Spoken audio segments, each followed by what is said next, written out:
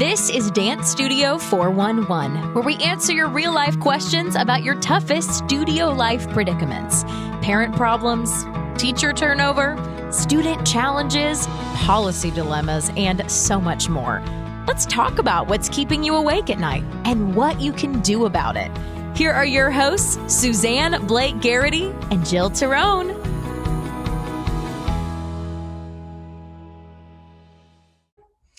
Welcome, everyone, to this episode of our Dance Studio 411 podcast. I am here with our longtime special contributor in the area of finance, payroll, and all things business, Sean Deaver. Welcome, Sean. Hi, good morning. Thanks for the invitation. Awesome. Well, Sean, you've been such a words of wisdom kind of guy for me over a decade of us working online with dance studio owners, and I'm so glad to have you here today because in the middle of all the challenges we're facing as small business owners with the pandemic and the PPP loans and how to keep our service business going, many of our members came to us and said, you know, I'm scared about raising prices to begin with, but now I'm facing the real reality that I might have to. So I'm hoping today you'll enlighten us with some tips on raising prices. And, you know, maybe before we get started, you might want to tell our listeners a little bit about yourself. Yeah, no, appreciate that.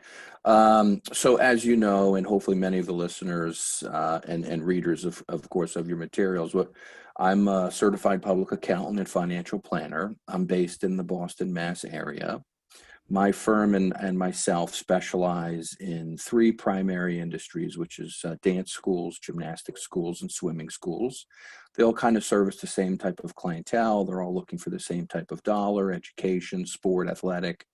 And our firm here, very proud of the fact that throughout the United States, we do service clients throughout the U.S. we service in the dance world about close to 600 dance schools on the payroll side, and we're approaching over 300 dance schools on the tax and consulting side. So it's a major part of our practice. We do everything we can to help them. Again, anything financial related, business coaching related, that payroll related, that's really what we're here for. So glad to participate and help where we can. Yeah, well, for all of our awesome podcast listeners, full truth, Sean is our own studio payroll service, and he has advised me personally and my mom as well professionally on the tax side through many, many business ups and downs, because that is what happens when you're a small business owner. And so I trust you wholeheartedly, Sean, and I like that you tell it like it is. And you've certainly seen, of course, because you serve so many schools, you've seen small startups, long time in business, small, large, all of that. So let's get started on, raising prices. Scary, but how often should a dance studio consider raising prices, and by what percent? Yep. No, great question. And throughout the years, I've helped a lot of folks. I do a lot of, presentations and things of that nature. And pricing happens to be one that I enjoy speaking about. I know it's, like you mentioned, a very frightening thing. I am a believer that prices need to increase annually. I should also disclose I'm also the owner of a number of gymnastics schools and a swim school. And in one of my gymnastics schools, we have a dance. We rent space to a dancer.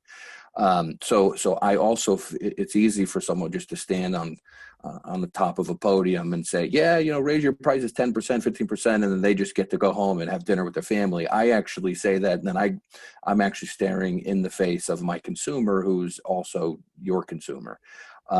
So I certainly appreciate the hesitation, but I would definitely say annually is the way to do it. We typically do it in association with the school year. So for us, that in our areas typically is that August or September timeframe. I know a lot of folks that do it January, and I'm totally comfortable with that. But I do think it should be an annual situation. For you to not do so could have large impacts in the near, and then of course in the long term. Yeah. And if a studio owner is listening to this, is it, is it a percentage? Is it a certain dollar? How does one figure the increase that's necessary? Yeah, I am a percentage individual. It frightens me when people talk in terms of dollars. I hear that a lot on the payroll side. Please give Suzanne a dollar raise or a 50-cent raise. Very similarly on the pricing side, let's go up a dollar, let's go up $1.50. You should always be thinking in the world of percentages. A dollar added to $10 is a 10% increase. That's pretty great. But a dollar on top of $20 is only a 5% increase. So that's not nearly the same number. So I'm a big believer in percentages. I truthfully like 5%. That's typically my starting point.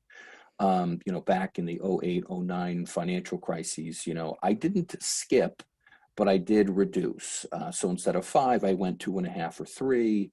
And then in some years, I've gone to 5.5 or 6 to make up a little bit. If my prices were increasing or if I were giving bigger raises, that's how I kind of alter those percentages. So for me, again, annually based and percentages, and 5% is always a good starting point. Now, keep in mind, something that your listeners should be pay attention to. If you skip a year, because a lot of people say to me, well, I'll do it every other year. I said, okay, but then you need to go up 10.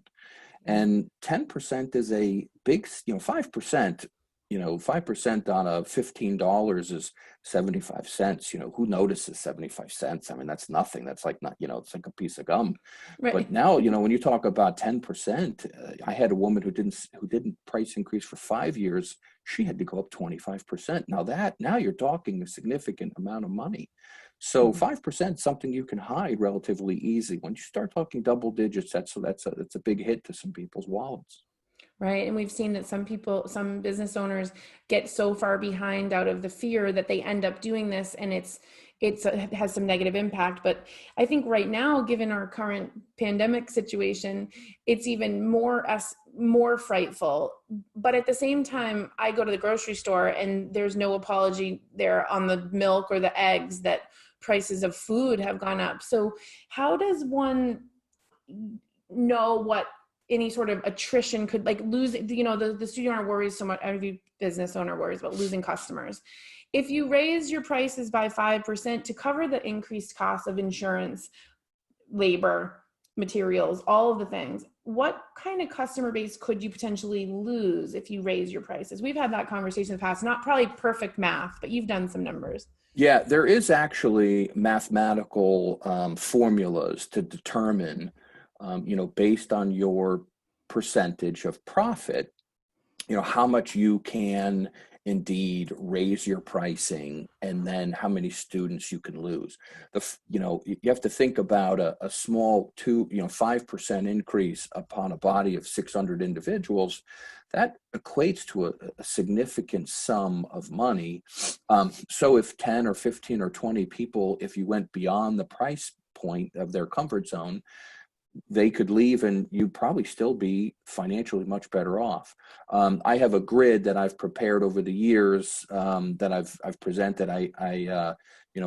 Not possible to show on an audio, of course, but you could mathematically, you could easily determine based on, if you had a 10% profit or 20% profit, how much, with a 5% increase or a 10% increase, how many students can leave, and you'd be financially in the same place.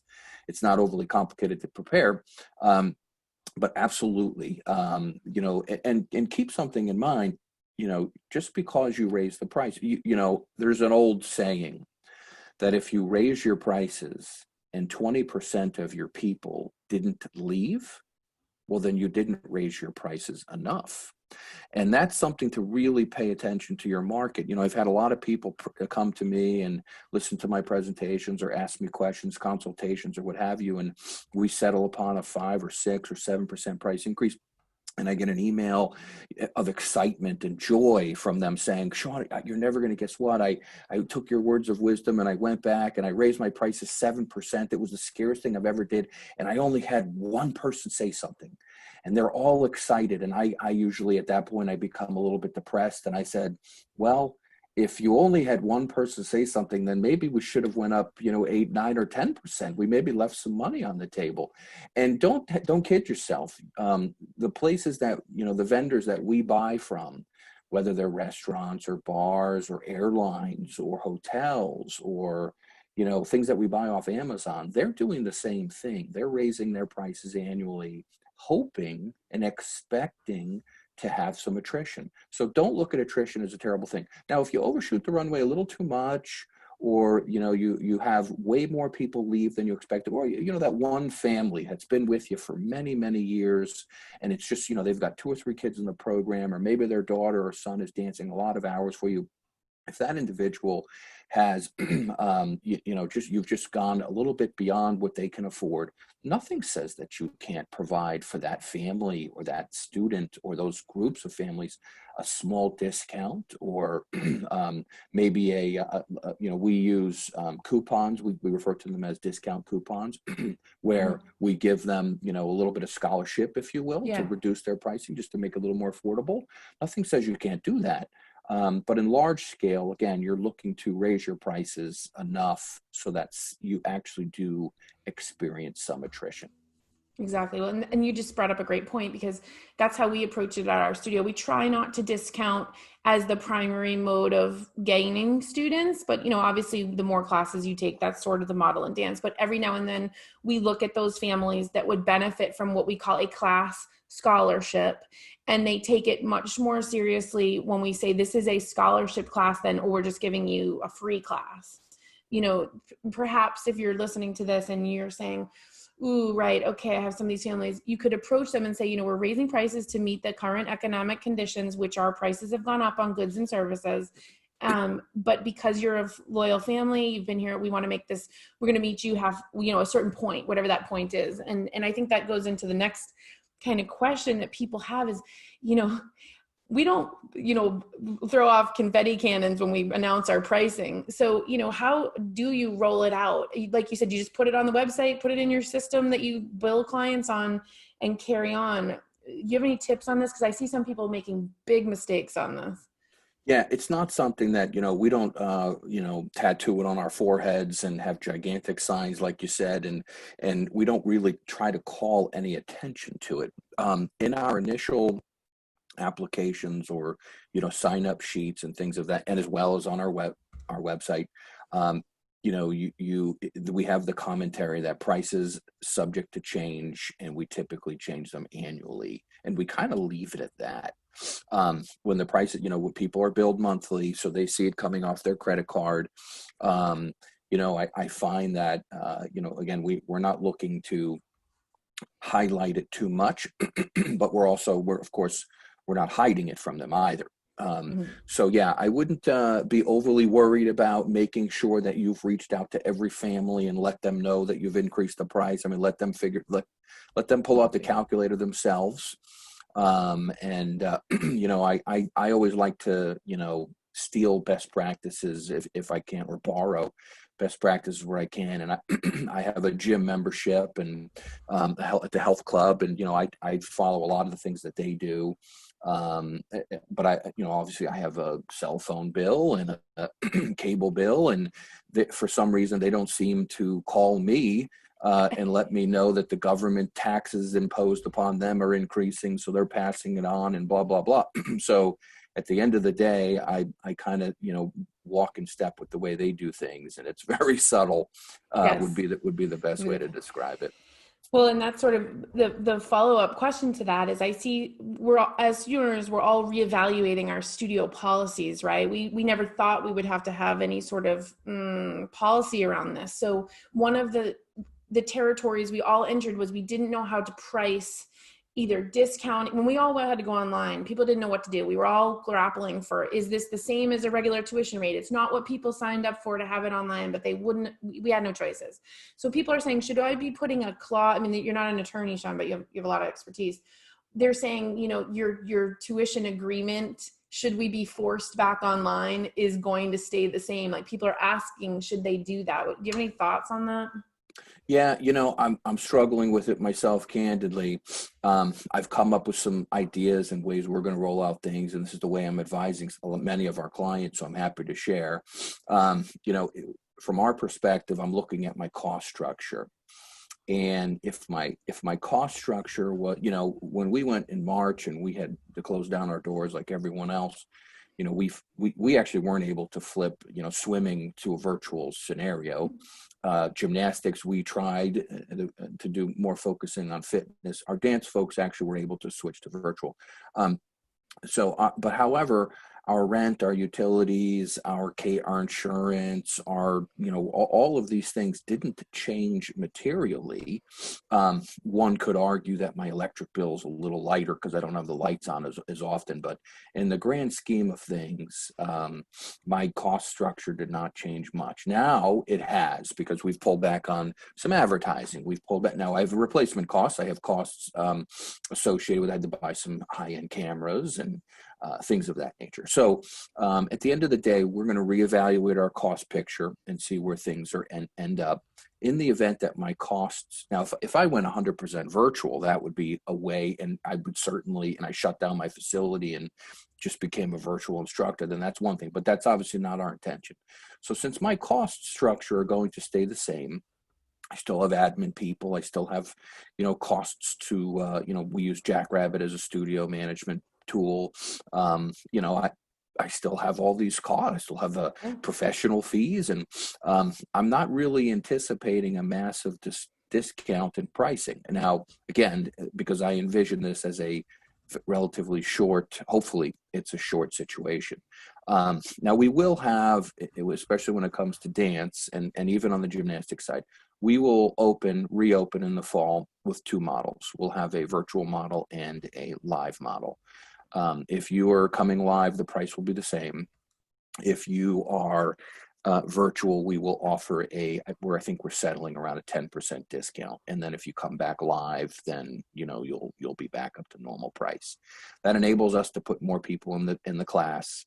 And we do have some people that are, at a risk or have a high, immune issues or, live with family with risky people. So we want to be able to keep them in the program and get them through our year-end shows and things of that nature. And we're hoping that, of course, not a cure, but a vaccine is, around the corner. So that is something we're doing. Now, on our live classes, I will also share this because it's a mistake I'm seeing a lot of people make. At least I'm calling it a mistake, but you could argue with me. I'm seeing a lot of people imposing cleaning times. I talked to a woman the other day who, for every hour that she has a class, she's then having a 15, maybe it was even 30 minutes, to be honest with you, but it was an extensive amount of time in between to clean down the facility. And I said, that's awfully nice, but who's paying for that? I mean, you have labor costs associated. First of all, her classrooms are going to be smaller, fewer kids in them, and then she's imposing this massive cleaning. So I said, well, here's the way we're approaching it, maybe something to consider. Rather than spike the fee, because she was going to try to now push this half-hour time onto the clients, we decided to cut our classes short. So instead of an hour-long class, we're going to move to 50-minute classes, and we're going to take that 10 minutes to allow people to get in and out of the facility, and then it's going to give us an opportunity to do some quick surface level cleanings, and then we'll continue. That way, I'm still only keeping my labor to that 1 hour time frame, and I'm not imposing additional labor costs, and that's going to enable me to keep the cost to the client again at a fair price. That makes sense. So reduce the time, and just, this is my disclaimer, you got to check with your state guidelines on reopening, because I know in the state of New Hampshire, where we're classified under the more fitness realm for dance, they require a 30 to 60-minute buffer between changeover for the air or something to that effect. So we're at the mercy of, for this particular phase. And like we said, this is a constant changing situation. So always check with your state. But that is a great tip, Sean, because instead of adding labor costs, perhaps see where the class can still be effective at 50 minutes, really laser in on that, and then use that extra time. That's a really great tip. So how would this is sort of like, as we wrap up here, because this is new and rolling out that virtual and live model, same what we're planning at our own studio. Are you planning to have the teachers teach that same exact class and live stream it to those kids? So if they registered for the Thursday ballet class at 5:00, it's all happening at the same time? Or is it a separate virtual class model they're signing up for? Yeah, great question. And I should probably also just take that as an opportunity to say, something else. I'll share with you how we're opening, as opposed to some other folks I've heard from. So again, just a different perspective. We are not reopening. We are reopening under the premise that we're a brand new startup. So we are not going to open 7 days a week with 12 classes on each day, so that we have, 5,000 class schedule opportunities. It's not going to work that way. We're going to open 2 days a week from our peak times only. Once those fill, we'll add a third day. And once those fill, we'll add a fourth day, and so on and so forth. So we're going to gradually, again, build from zero, because I think more people will be interested, more people will be comfortable coming back. We're going to be open in time for a summer camp model.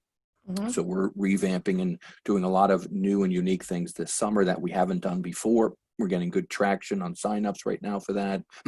So we're hoping that again, we get a little more comfort zone with the families, have a little more comfort coming back. Then when we ultimately go to, as you asked there originally, when we move to our September program and we start doing, a mixture of virtual, it would be too cumbersome, too expensive, too difficult to offer every class as a virtual.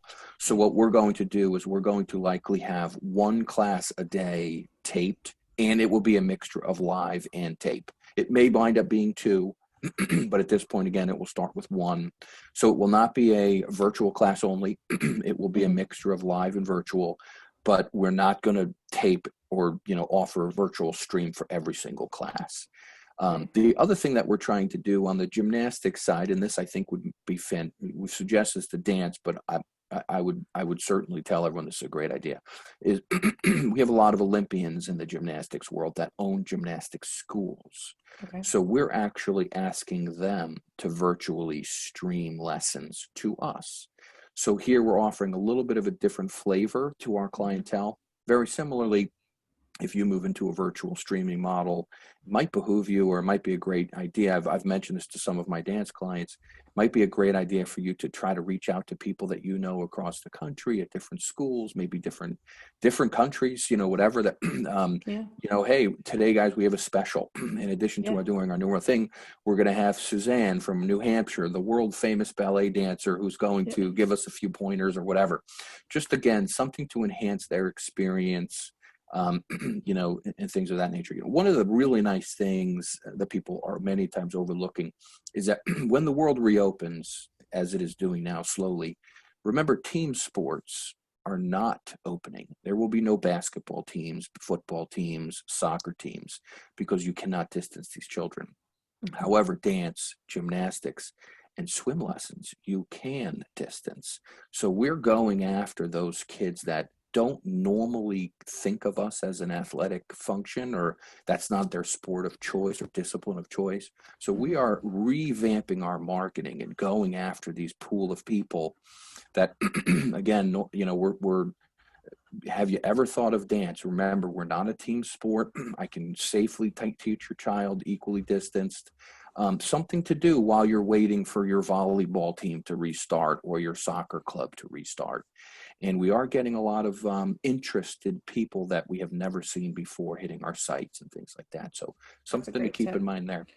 Yeah, I think that's a great tip, Sean. We should probably wrap it up there. And that's what we love about this podcast and our listeners and all the learning that we do.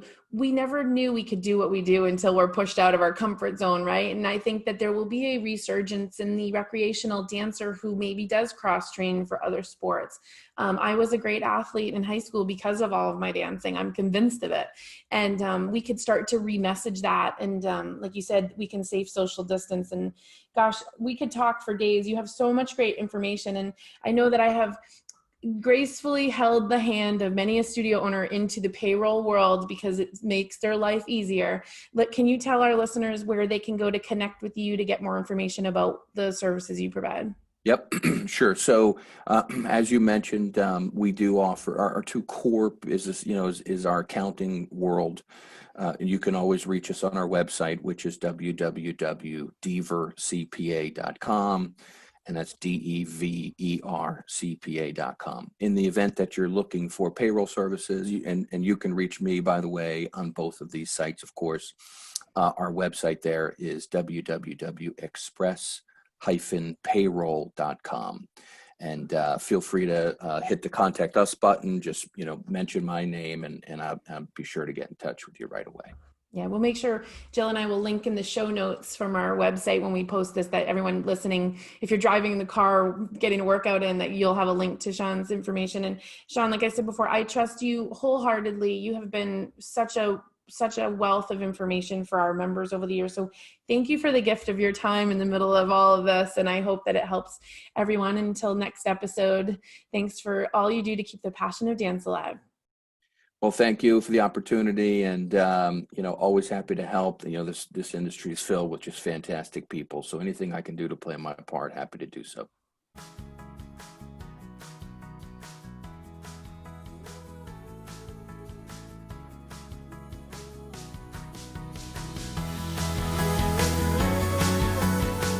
Thanks for listening to this episode of Dance Studio 411. Visit us online at dancestudio411.com for more great resources and to submit a question for a future episode. Our number one goal is to help you build a successful dance studio business and keep your passion for dance alive.